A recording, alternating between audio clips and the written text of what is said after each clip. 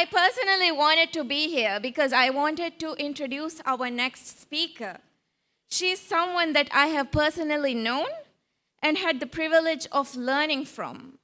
And she has been one of the biggest source of my inspiration in my own growth journey as well.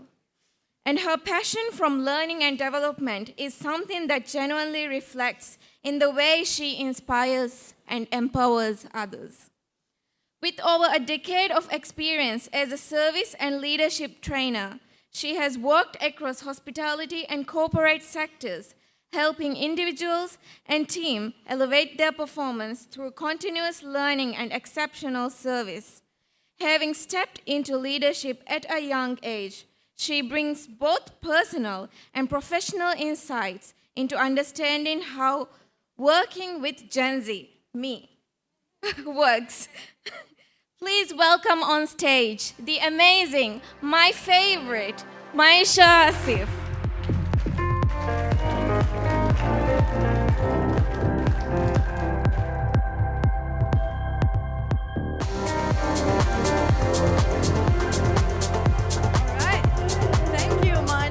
Sorry for the little delay, but good things come to those who wait. Mani gave that introduction, and I didn't know what she was going to say, actually. So before I came in, after the break, she told me, wait for your introduction. You'll be excited. Thank you, Mani, for the wonderful introduction. So we have a lot of diverse people here in this room today. So before we begin, let's see what kind of generations we have in this audience right now. So I'm going to play some sounds, and if you recognize these certain sounds, shout out what this sound is. If you recognize that sound, you might be part of that generation. Ready for the first one? Yes. All right, let's hear it. I hope you can hear this. Typewriter. And what does that belong to? Oh, you can't hear? Baby boomers, right? They grew up in a generation where you can actually hear what working sounds like. Anyone here, baby boomers? Probably not. You all look very young. Okay. Next up, we have another sound here.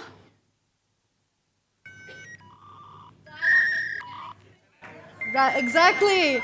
Dial-up internet. Which generation is that? That's Gen X. They grew up remembering the sound of the world going online for the first time. Now we have another sound.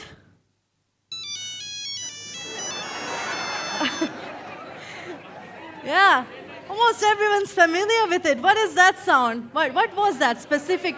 Nokia, or as Maldivians call it, Battifon. Yeah, and that would be millennials. They remember a time when connection was becoming more constant.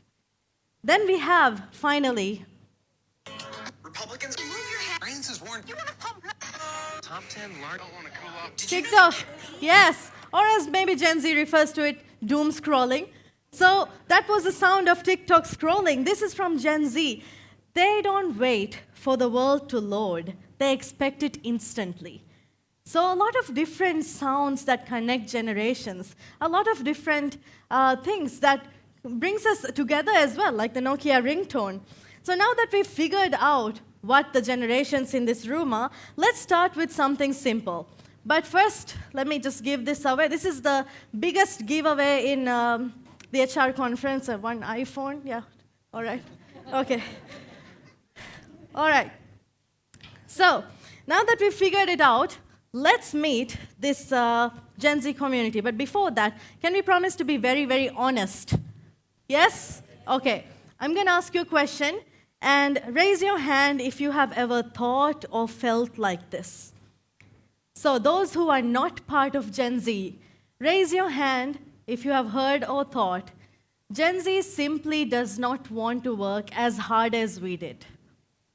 Yeah? Whoa, lots of hands going up. All right, don't worry, I'm not judging. Okay? Now, keep your hands raised if you believe that Gen Z expects too much too soon.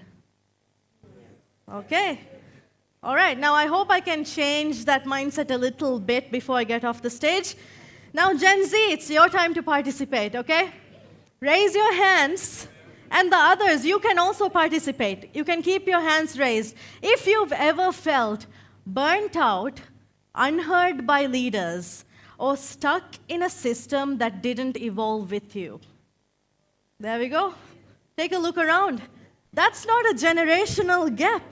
That is a shared experience, just different tolerance levels. So what if the problem is not Gen Z? What if Gen Z is simply the first ever generation that refuses to tolerate what everyone else normalized? Yeah.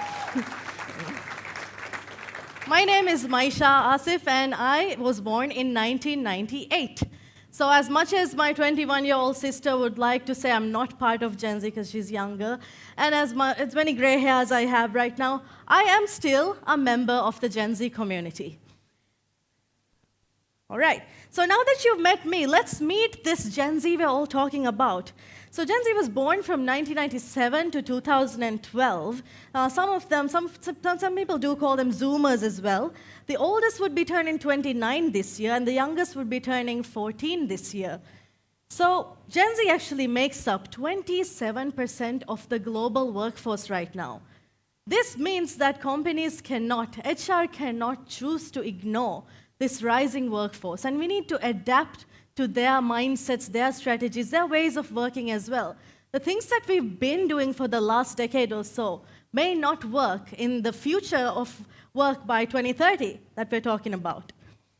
Now, if you look at these statistics, which were actually released on March 26th this year, couple of weeks ago, so very recent statistics, 92% of Gen Zs want an open discussion about mental health. So this is becoming more and more of a priority right now as an integral part of the job. It's no longer something that's nice to have or a perk. It's something that Gen Z expects out of you now. And not just on World Mental Health Day, all the time. 55% of recruiters believe that Gen Zers lack work ethic. And I saw when the hands raised up that a lot of you agreed with this. But I think this reveals a real problem and a misunderstanding as well. But part of the problem is work ethic means different things to different people. Long time ago, when people went to war, that was work for them. That meant something entirely different.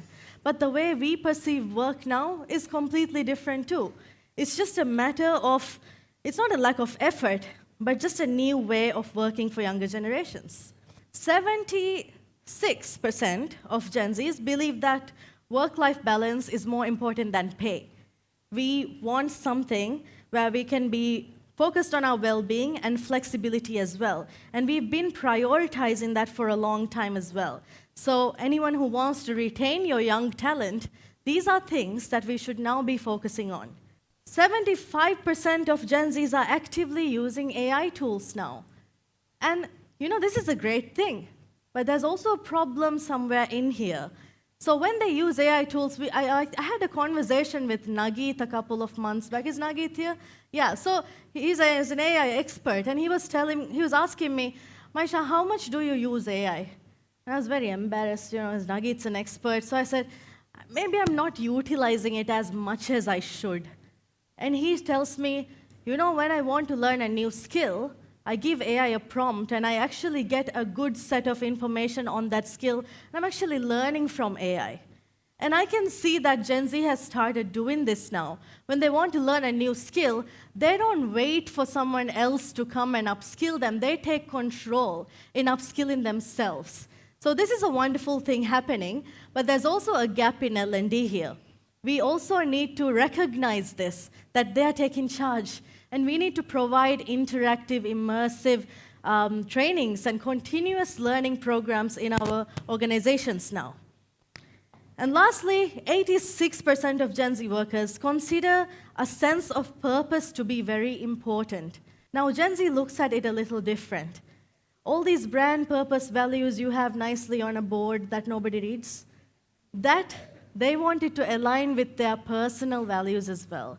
So we have to show them how these things align on a role level as well. So we're going to dive a little bit deeper into that. So yesterday and today, a couple of people asked me, what are you talking about? I said, I'm talking about managing Gen Z and Gen Z in the workplace. And I got a lot of reactions which were like, Gen Z? Oh, they're very difficult. Even last night, I had a conversation where a lot of people, the first thing people say when I say Gen Z is, they are difficult. But here's the thing. Gen Z did not enter the workforce quietly. They questioned it. They challenged it. Sometimes they even rejected it. And we call them difficult. But let's be honest, we are measuring them with a system that is outdated. They are digital-first thinkers. They are not distracted, but they're efficient. They are very value-driven. So they're not entitled, but they're intentional. And they protect their boundaries. That doesn't mean they're lazy, they're just self-aware. So Gen Z is not difficult. They're not difficult employees. They are employees with clear expectations. Employees who crave and strive for growth and learning and development, and people who want big things in life. Gen Z knows what they want, and they're willing to go to any extent to get what they want. The misconceptions that we all have, the laziness, all of that, these are very expensive. They cost you. No one wants the cost going from them, right? But this costs you. They cost you your engagement. They cost you your retention. And most importantly, eventually, they will cost you your relevance if you can't keep up. So here's a very simple playbook to support Gen Z in a way that we should have been doing all along. So I've sort of divided into 3 parts in my speech. So we have myths that we will talk about and address certain things, beliefs, misconceptions. We're going to then look at the actual factual data, facts and statements, and reality. And finally, address the problems by looking at reasonable and actionable results. So this is the framework we're going to go through today. So myth number 1, Gen Z is lazy. They don't go the extra mile. They're not willing to put in the hours. They lack work ethic. What's actually happening? You're seeing a lot of withdrawal. Not exactly laziness, but withdrawal. Because the fact is that Gen Z grew up with unlimited access to information, exposure to global issues like climate, inequality, pay gaps, burnout culture, and visibility into better ways of working, all in the palm of their hands. So we're more aware, and we're constantly asking, why am I doing this? Why am I even doing this? Why should I be doing this? And if you answer them with, because that's how we've always done it, and because I'm your boss and I said so. So I used to watch this movie, one of my childhood favorite movies, Matilda, and there's a scene there where the father tells Matilda, I'm big and you're small, so you have to do whatever I say. We cannot talk to Gen Z like this. They're not accepting that anymore. So previous generations have learned to tolerate misalignment in some way like this. But Gen Z, they question it immediately. So when they retaliate, that's when you say Gen Z is difficult.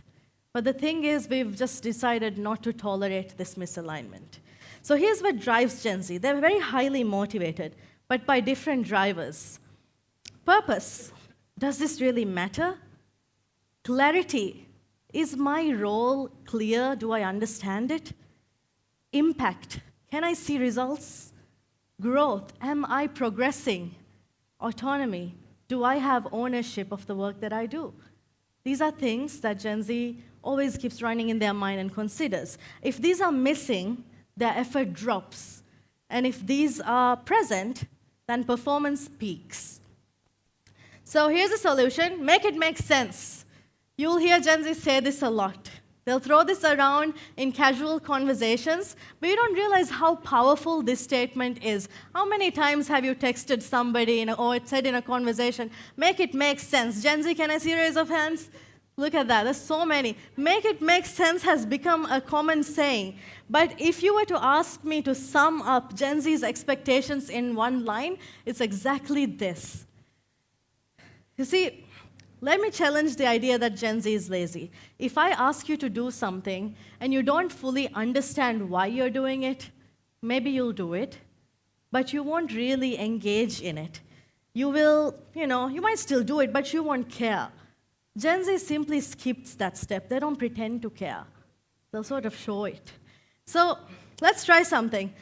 Take a moment and think about a task that you do in your workplace, daily or weekly, whatever. A task that you have to do in your job where you feel sometimes like, this is kind of unnecessary. Or what's the point of this? This is so repetitive. Can you think of a task? Okay. So now that you've thought of a task, where's your learning partner? Show me your learning partner. Ta-da! All right. So the learning partner to your right for the next 2 minutes is a 21-year-old employee, okay? Wow, some of you are very happy to be 21 again.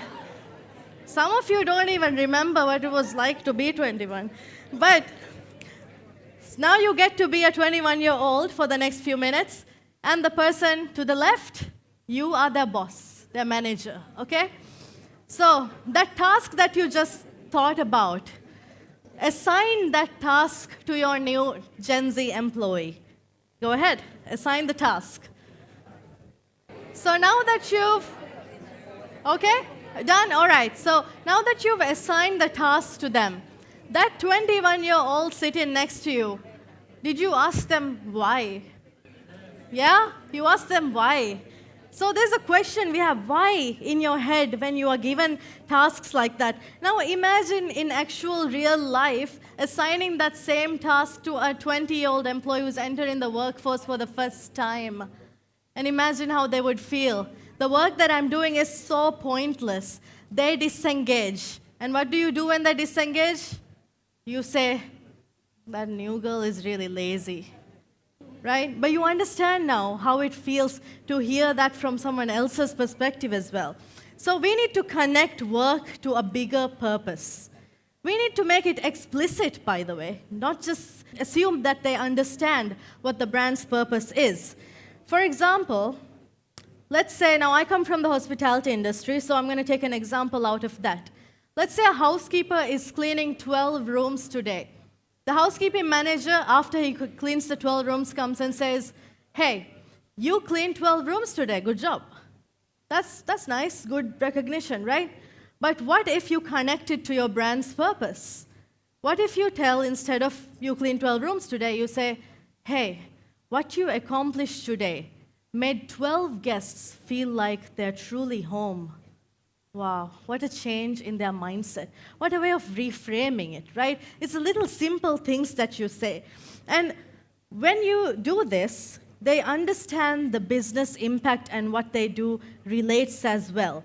So translate the company goals into role-level meanings. Those posters and banners and credo cards and everything you have with your values, purpose, mission, vision written on it, not everyone understands it on a role level. They think, oh, this is just corporate things. But you need to make that coconut climber also understand how his role affects that bigger purpose. So Gen Z is not patient with invisible progression. Show them how it aligns with their personal values as well. And show them that growth is not a one-size-fits-all model. Show them that you're willing to listen to them, understand them, and even involve them in decision-making as well. You know how many times I've sat at a table surrounded by maybe 40 plus to 50-year-olds, and they'll all say, let's focus on Gen Z. I'm not part of that conversation, I'm just there. But I'm the only Gen Z at the table. So I have had so many conversations where I had to listen to all these people talk about what Gen Z likes, what will attract them. Not a single person will ask me, though. But I am the Gen Z person at the table. So let them understand that every effort they put into their work is a big contributor to the big picture, and make it make sense for them. Because if your workplace doesn't make sense, you don't have a lazy workforce, you just have a disconnected one. Let's take a look at myth number 2. They are job hoppers. Yeah, who agrees with this? Gen Z job hops more than other generations? All right, yeah, it's okay, you can raise your hands. So, my father actually always used to tell me this, don't be a rolling stone. So, stick to one place. You know, that generation, we've seen now even people who have been in the same place for 10 years, 20 years, and that's very normal, and that's great. They're growing with the company as well. But Gen Z more likely will probably switch in 2 years or 5 years or something like that.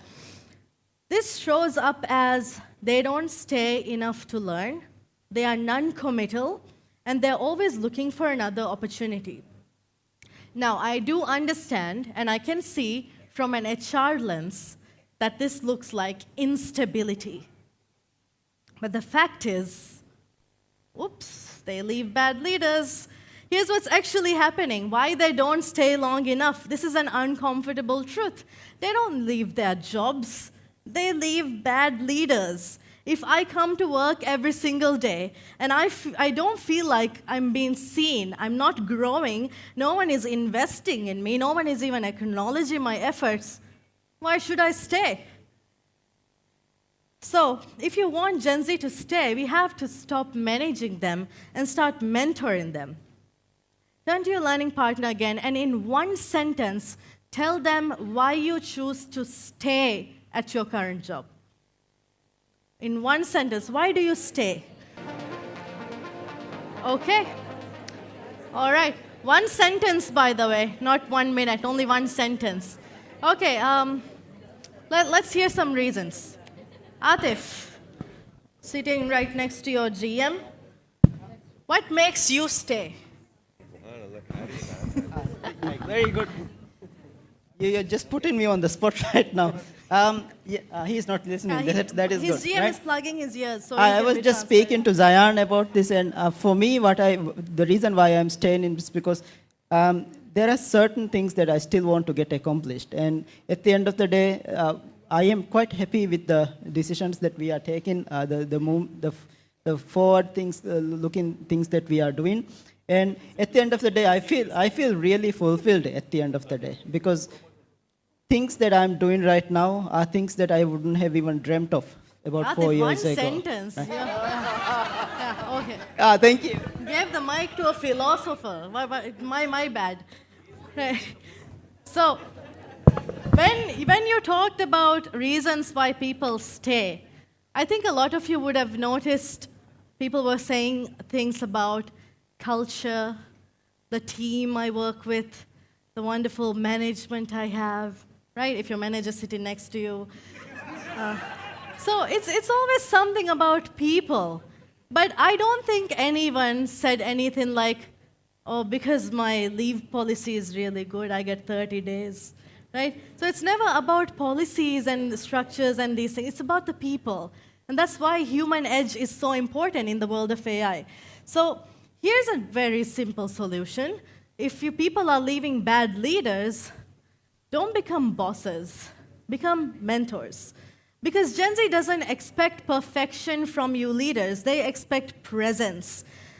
Not present, presence, yeah? Don't just give tasks and check on their output. Develop their thinking, build their capability. Work for them. Be a guiding light for them. Replace things like, did you finish this work, with, hey, what's actually getting in your way? Do you need any assistance? How can I help? I've been very fortunate to have worked with people like Afif and Ahmad who do ask questions like that. So ask more questions than you give instructions. And I was very, very fortunate to have actually started my resort career 7 years ago with Afif as my mentor, and I stuck around with him. And he's the reason why I'm here on this stage today, so thank you, Afif. That continuous feedback and recognition, valuable insights, that's what keeps Gen Z around now. And Gen Z, like I said, grew up with devices in our hands in which we get instant gratification, all these notifications, recognition, feedback. As quick as that is, we also do get punished very quickly for doing something bad. We've all heard about cancel culture, right? That happens in the workplace too.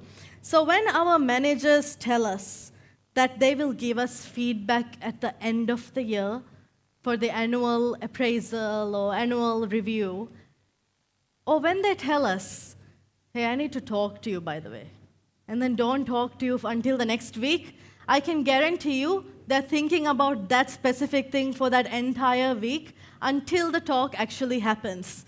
We're ridden with some sort of stress and anxiety and this unsettling feeling that something has gone wrong. So have open communication. That needs to be a very big priority right now. Because if you only hear from your manager when something goes wrong, that's not leadership, that's damage control. Yeah. So if you want them to stay, become a leader worth staying for. Myth number 3, they are too sensitive. So I have actually had this personally said to my face as well. I went into a conversation which was disguised as a safe environment where I shared certain thoughts and feedback because I was in a role where I had the opportunity to do that. But there are so many line-level members who probably could not have had that conversation.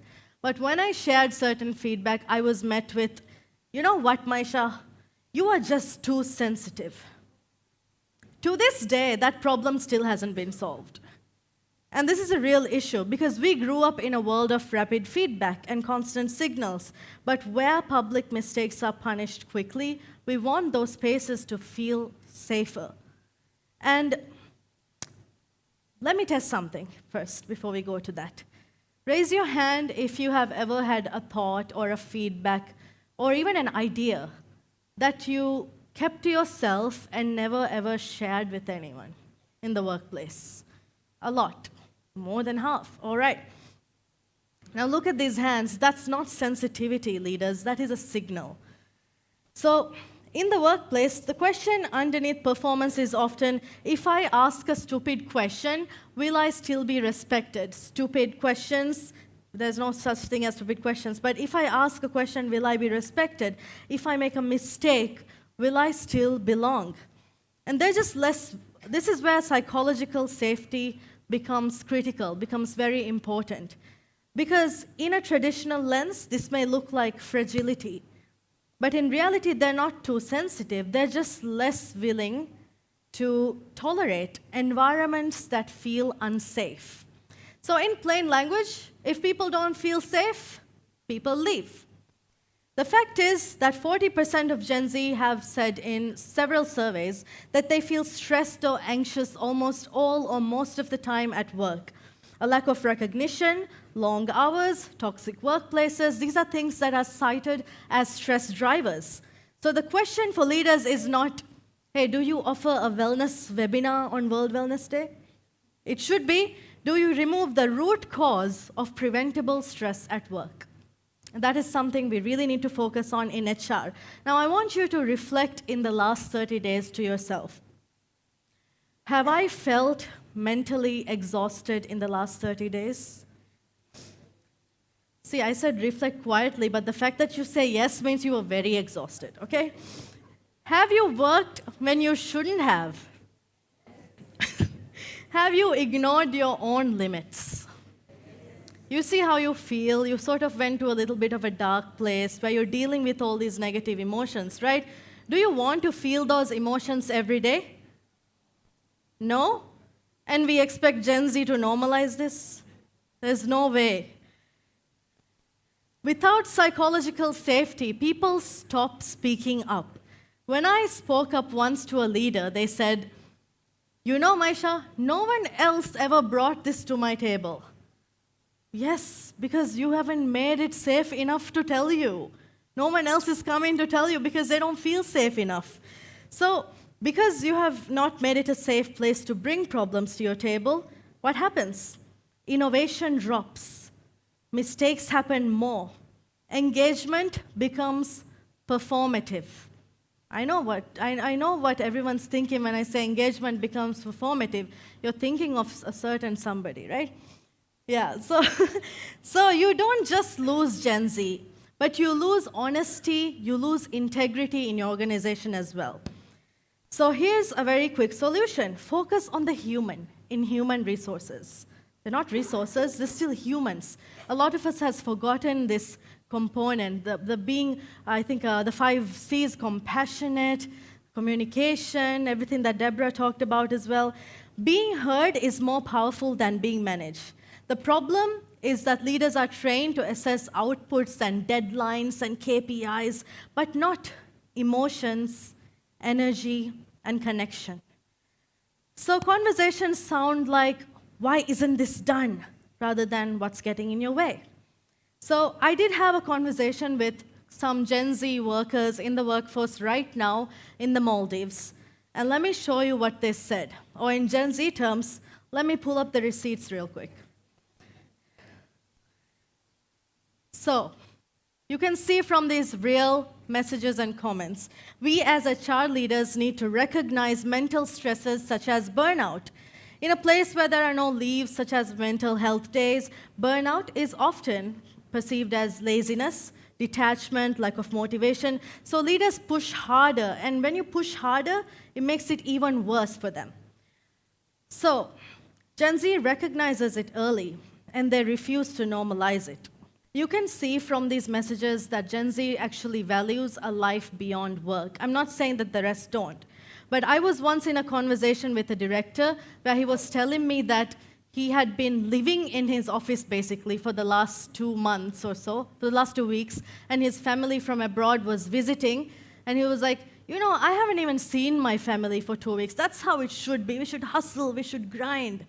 But this is not the mentality we have right now. For us, Gen Z, work is not the center of life anymore. It's simply a part of life.